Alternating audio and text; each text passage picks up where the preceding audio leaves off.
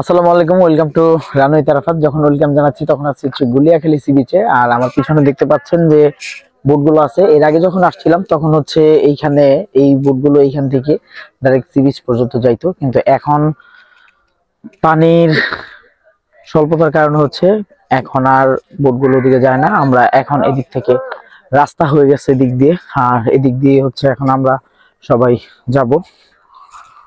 তো সীতাকুণ্ড আসছি একজাক তরুণ মিলে, আমরা 12 জন মিলে আসছি সীতাকুণ্ড ঘুরতে।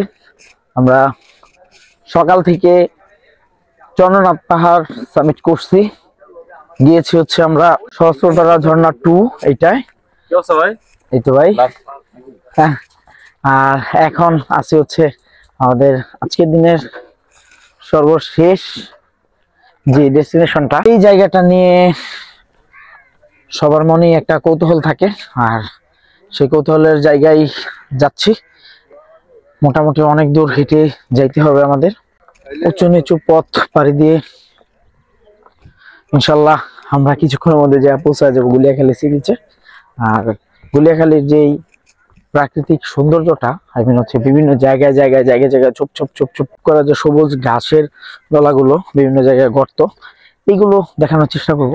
যদি বা এগুলো আছে কিনা আমি সঠিক জানি না। তো যাই, সামনের দিকে যাই, গিয়ে আপনাদের সাথে শেয়ার করতে থাকি আজকের গুলিয়াখালী ট্যুর। সারাদিনের জন্য রিজার্ভ করা সিএনজি নিয়েই আমরা বাঁশবাড়িয়া সমুদ্র সৈকত থেকে গুলিয়াখালীর উদ্দেশ্যে রওনা হই।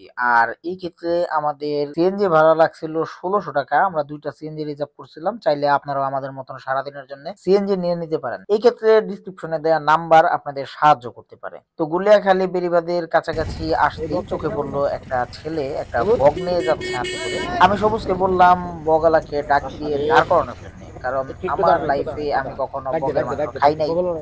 আর এই জন্য হচ্ছে আমি সবুজকে বলছিলাম যে বগালাকে দাঁড় করানোর জন্য।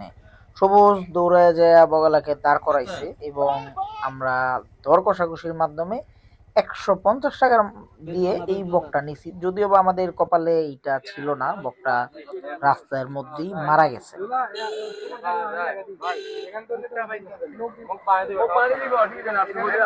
সবুজ কত বলছে?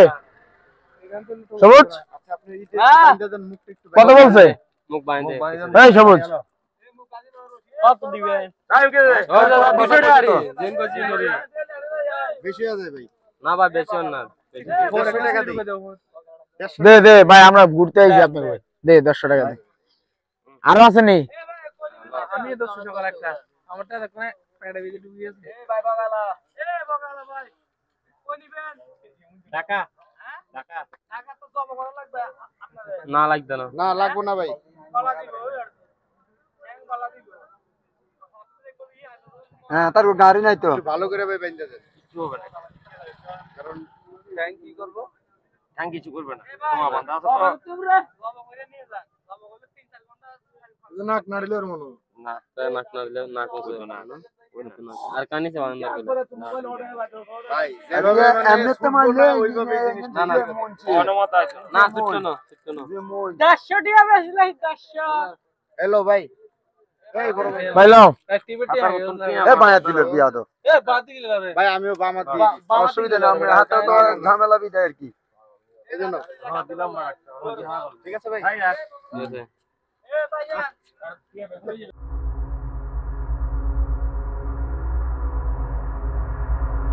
পরন্ত বিকেলে ডুবন্ত সূর্যের সাথে ছায়ার যে একটা মিতালি, সেটা আপনাদের মাঝে তুলে ধরার জন্য এখন আছি গুলিয়াখালী সি বিচে।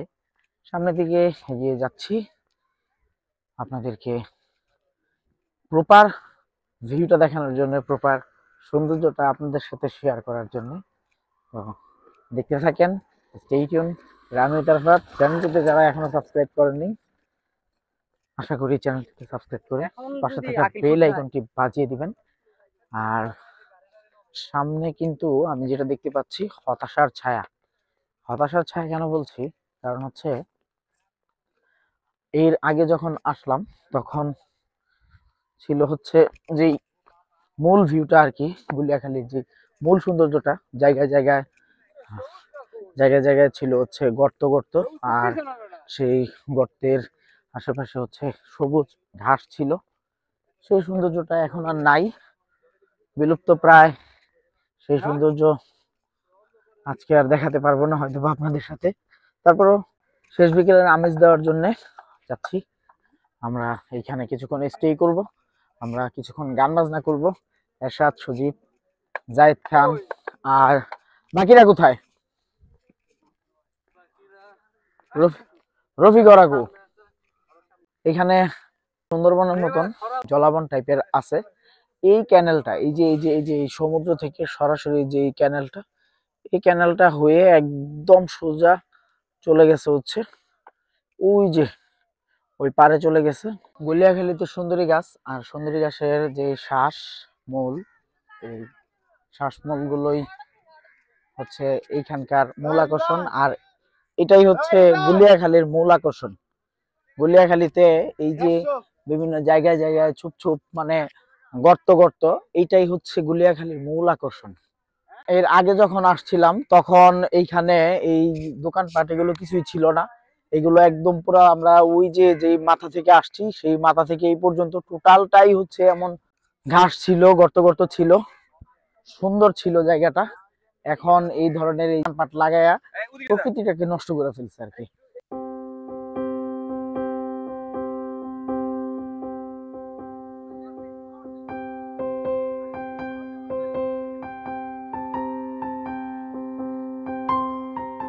সূর্যের অস্ত চলে গেছে, আর সূর্য এখন পূর্ব দিগন্তে তার নিজের আলোকে বিসর্জন দিয়ে অন্ধকারকে বরণ করে নিচ্ছে।